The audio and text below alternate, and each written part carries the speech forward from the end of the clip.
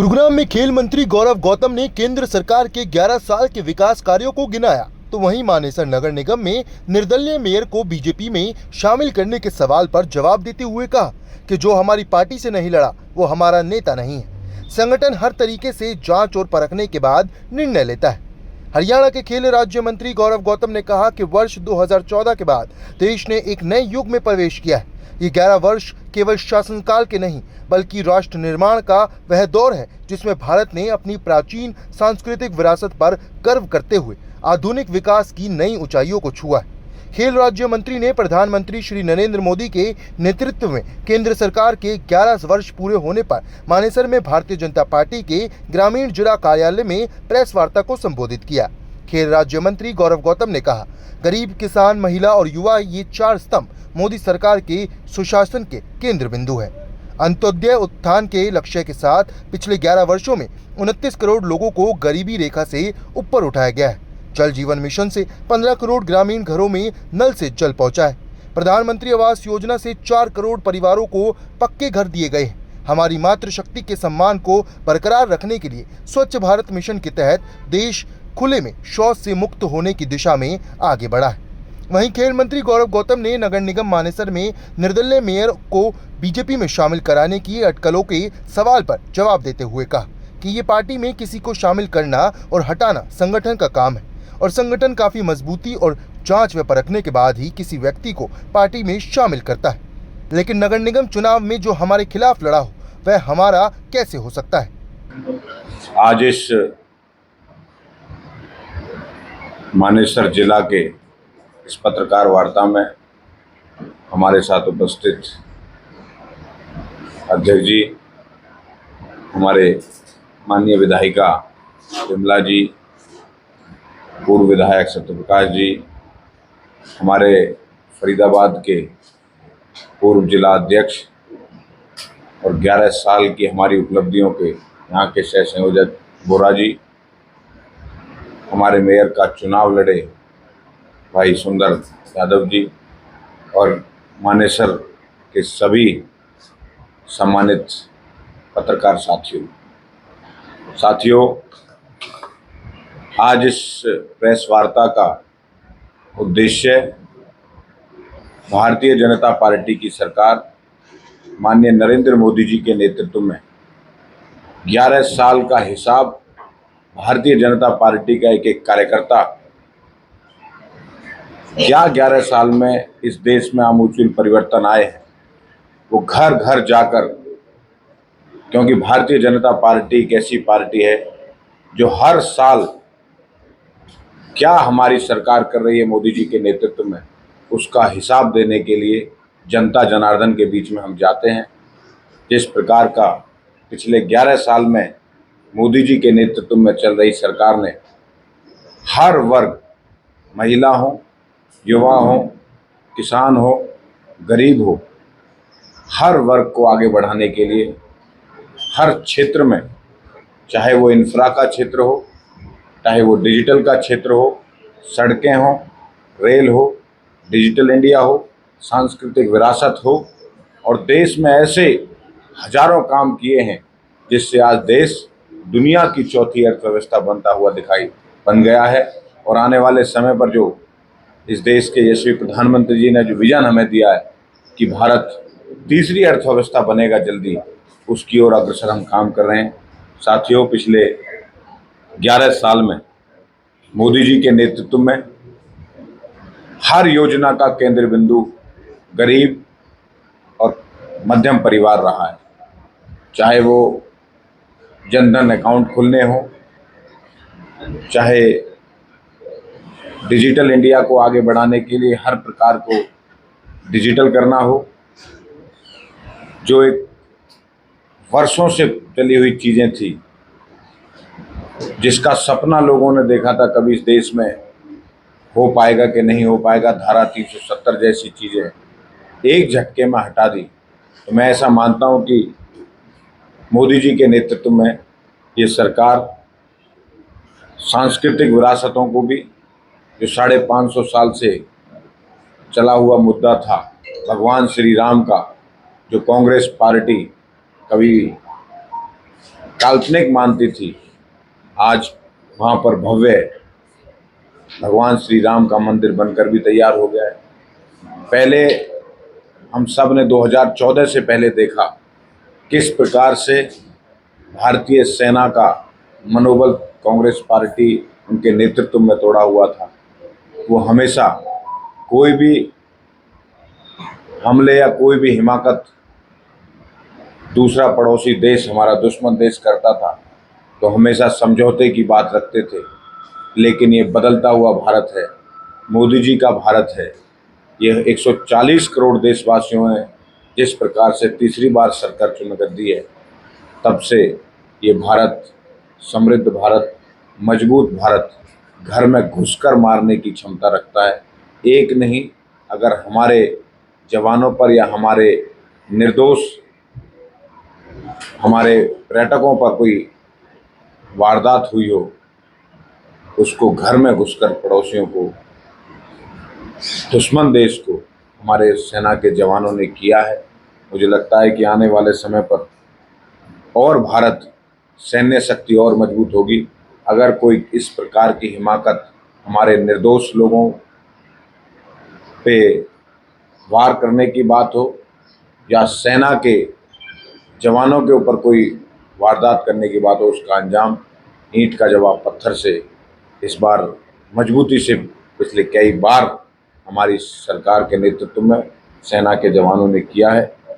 आने वाले समय पर जिस प्रकार से सरकार चल रही है, सड़कों का आज आप जाल देख रहे हैं, पूरा देश हाईवे से कनेक्ट हो चुका है। आज मैं मानता हूं कि किसी भी देश या प्रदेश या जिले की तरक्की उसकी कनेक्टिविटी के आधार पर होती है। मैं ऐसा मानता हूं कि खास करके एनसीआर का इलाका हो या हमारा हरियाणा हो, पूरा हाईवे हब जैसा पूरा प्रदेश बन चुका है।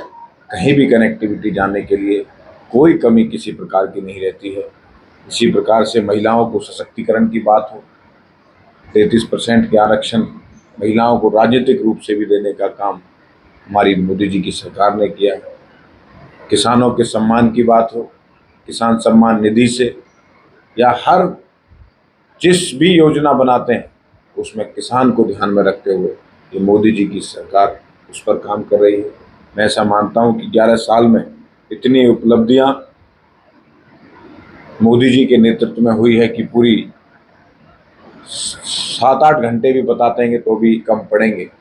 तो मैं तो कुछ ब्रीफिंग्स आपको दे रहा हूं कि कुछ जानकारी जो हमारे मोदी जी की सरकार क्या क्या कर रही है उस पर हम हिसाब देने के लिए आपके चैनलों के माध्यम से भी, जनता जनार्दन में गली गली गांव गांव जाकर भी हम दे रहे हैं कि हमारे सरकार ने किस प्रकार से गरीब उन्मूलन में 29 करोड़ लोगों को गरीबी रेखा से बाहर निकालने का काम इस सरकार ने किया है। जो सपना इस देश के प्रधानमंत्री ने देखा है विकसित भारत 2047 में होगा, उसकी सबसे बड़ी भूमिका आधार क्या होगा? इस देश के गरीब को संपन्न करना, उसको अंतिम व्यक्ति में लेकर आना। गरीबों के लिए चाहे वो हर घर में स्वच्छ जल पहुंचाना हो या हर घर को पक्का मकान देना हो, हर सर को, चाहे शौचालय के माध्यम से हर घर में हमारी बहनों को सम्मान के साथ रखने का काम हो। और मैं ऐसा मानता हूं कि मोदी जी के नेतृत्व में गरीब कल्याण हो, किसान कल्याण हो, युवा कल्याण हो। इस देश के प्रधानमंत्री जी जब कहते हैं लाल किले की प्राचीर से कि इस देश के 1 लाख नए जिनका कोई राजनीतिक बैकग्राउंड नहीं होगा, ऐसे युवाओं को सक्रिय राजनीति में लेकर आएंगे, तो इससे लगता है कि भारत जब अच्छे और पढ़े लिखे युवा राजनीति में होंगे तो 2047 में जो भारत विकसित भारत की तरफ आगे बढ़ रहा है और तेजी से आगे बढ़ेगा। हमारी सरकार हर वर्ग के लिए, चाहे वो हमारी बेटी बचाओ बेटी पढ़ाओ हो, किस प्रकार से इसी हरियाणा प्रदेश में 14 से पहले बेटियों को पढ़ाने की बात हो या कोई अलग प्रकार की उन्हें अग्रिम भूमिका में रखने की बात हो, इस देश के वैसे प्रधानमंत्री जी ने उसी को नारा प्रधानमंत्री बनने के बाद इसी हरियाणा की धरती से दिया था, बेटी बचाओ बेटी पढ़ाओ। मुझे लगता है उसकी तरफ भी आज हमारे देश की बेटियां भी देश का हर वह क्षेत्र में नेतृत्व करती दिखाई दे रही है, चाहे वो सेना हो, खेल हो, किसान हो, ड्रोन दीदी के माध्यम से टेक्नोलॉजी हो। हर क्षेत्र में हमारी देश की बेटियां भी हमारे साथ अग्रसर आगे बढ़ रही हैं। मैं मानता हूं कि युवाओं को जिस प्रकार से कि किसी भी देश की तरक्की के लिए स्किल्ड होना बहुत ज़रूरी है। पहले 2014 से पहले कभी ये वर्ड लोगों ने आम जनमानस से नहीं सुने थे कि कौशल स्किल्ड क्या कैसे स्किल्ड होते हैं, लेकिन इस देश के प्रधानमंत्री नरेंद्र मोदी जी ने उस विजन को हमारे सामने रखा, देश के सामने रखा, और हर युवा को किसी भी देश की तरक्की के लिए उसका युवा स्किल्ड होना बहुत ज़रूरी है। तो युवाओं को स्किल्ड करने के माध्यम से भी इस सरकार ने युवाओं को स्किल्ड करने का काम किया है। मैं ऐसा मानता हूँ कि देश में पहले सिर्फ 490 नए विश्वविद्यालय भी स्थापित किए गए, लेकिन अब उनकी 10 साल के इस कार्यकाल 11 साल के इस कार्यकाल में 1200 से ज़्यादा नए विश्वविद्यालय हमारी सरकार ने स्थापित किए हैं।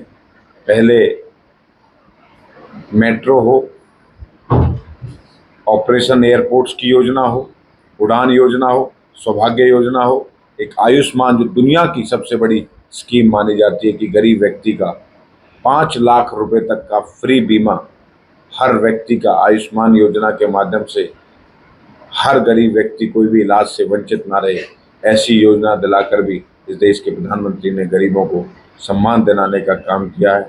इस प्रकार से हर क्षेत्र में मोदी जी की सरकार काम कर रही है। 11 साल में ये देश बहुत तेज गति से आगे बढ़ता हुआ देश माना जा रहा है। जो भारत कभी 2014 से पहले पिछली लाइन में खड़ा हुआ करता था, आज दुनिया के राष्ट्रीय अध्यक्ष भी इस देश के प्रधानमंत्री जी से मिलने के लिए, उनके साथ फोटोग्राफी से लेकर और देश के साथ, भारत के साथ संबंध कैसे रहे उस पर काम कर रहे हैं। मैं ऐसा मानता हूँ कि इस सरकार ने हर वर्ग के लिए अच्छा काम किया है, और खास करके युवा और खेल मंत्री होने के नाते हरियाणा सरकार ने भी 2014 से पहले खेल मंत्री होने के नाते मैं आप सबको ये आपके चैनल के माध्यम से जानकारी देना चाहता हूँ कि 10 साल में जब कांग्रेस सरकार थी 4 से और 14 सिर्फ 38 करोड़ रुपए खेलों के क्षेत्र में खर्च कर पाई, और 10 साल के हमारे हरियाणा सरकार के नायब सिंह सैनी जी के नेतृत्व में चल रही सरकार ने 592 करोड़ रुपए खिलाड़ियों पर खर्च करके खिलाड़ियों का सम्मान बढ़ाने का काम किया है। ऐसा युवाओं का होने के नाते हिंदुस्तान की पहली स्किल्ड यूनिवर्सिटी खोलकर युवाओं को, हरियाणा के युवाओं को स्किल्ड करने का काम, विश्वकर्मा स्किल यूनिवर्सिटी खोलने का काम भी हमारी सरकार ने किया है।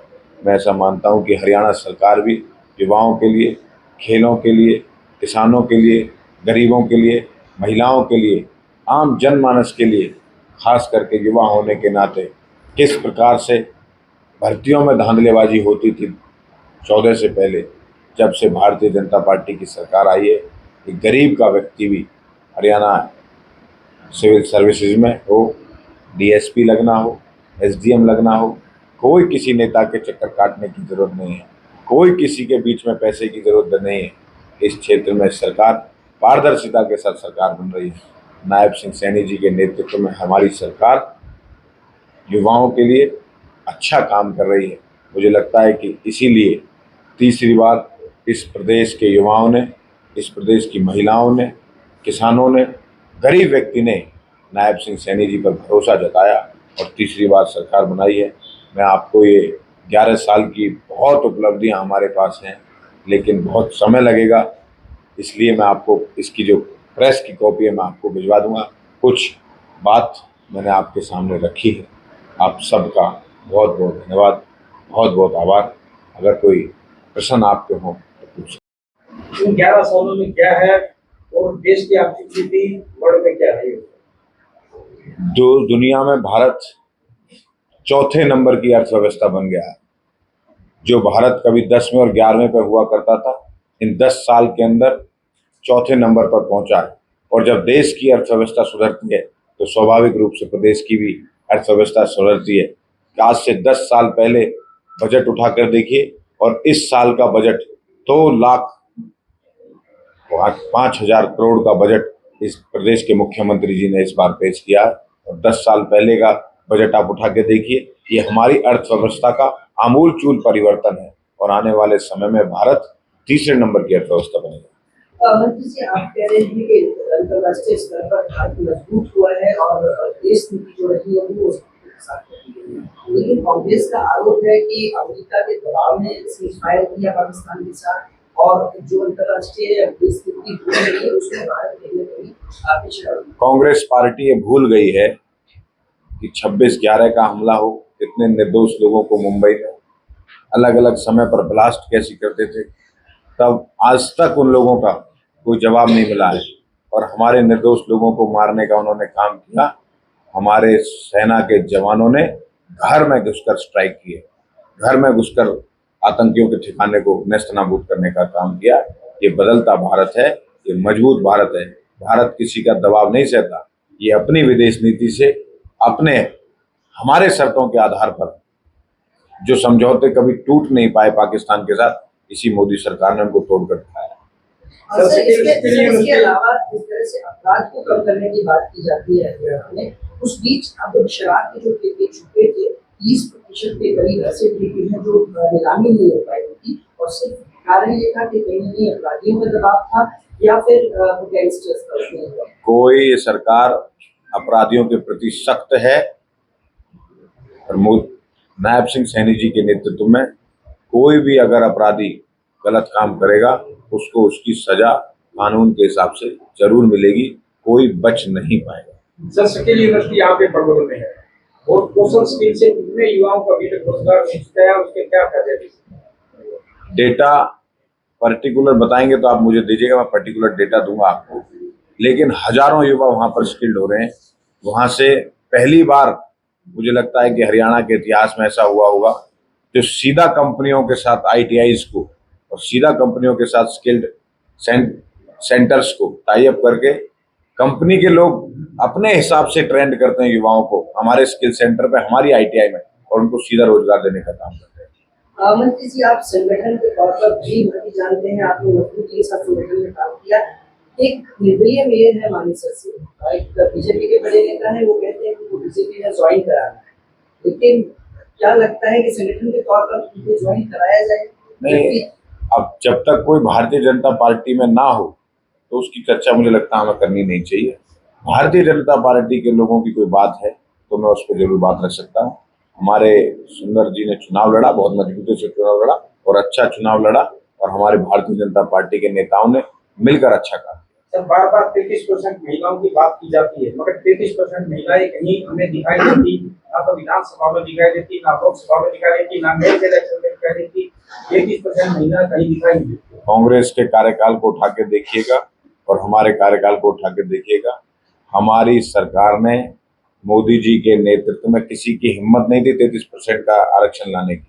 कांग्रेस हमारी सरकार लेके आई, लोकसभा में लेकर आई, लेकिन सरकार लेकर आई, धीरे धीरे हमारे देश की बेटियां फ्रंट पर आ रही हैं। आज सेना के जवान, सेना में भी अब देखिए जिनका नेतृत्व किया ऑपरेशन का हमारी देश की जाबाज बेटियों ने किया। तो मुझे लगता है कि आने वाले समय पर आपको और अच्छी संख्या महिलाओं का नेतृत्व करते हुए दिखाई देगी। सर, ये मानेसर में प्रेस कॉन्फ्रेंस है और उपलब्धियां और जनता के बीच जो सरकार का तालमेल है वो हमेशा कभी अच्छा कभी बुरा चलता रहेगा। तो दूसरा ये है कि खेल विभाग आपके पास है। मानेसर में नकड़ोला में हमारा बहुत बड़ा स्टेडियम सरकार का बनाया गया है, लेकिन मानेसर में भी एक मानेसर खेल संघ के नाम से गतिविधियां बच्चे खुद चला रहे हैं। तो आपके संज्ञान में ऐसी कोई बात है? नहीं, अगर कोई युवा हरियाणा दी जाए जो मानेसर के बच्चे उसमें अपना जो भी है क्रियाएं कर सकते। नहीं, अगर वैसे तो हमारी सरकार हर नगर निगम क्षेत्र में स्टेडियम बनाएगी, उसके लिए अनाउंस भी बजट माननीय मुख्यमंत्री जी ने कर दिया है। कोई संज्ञान में ऐसी बात आपके आती है तो आपके युवाओं के लिए गौरव गौतम के दरवाजे हमेशा खुले हैं, खिलाड़ियों के लिए हमेशा खुले हैं। अगर कोई भी बात वो अपने खुले मन से रखते हैं तो मैं उस पर अमल करूँगा।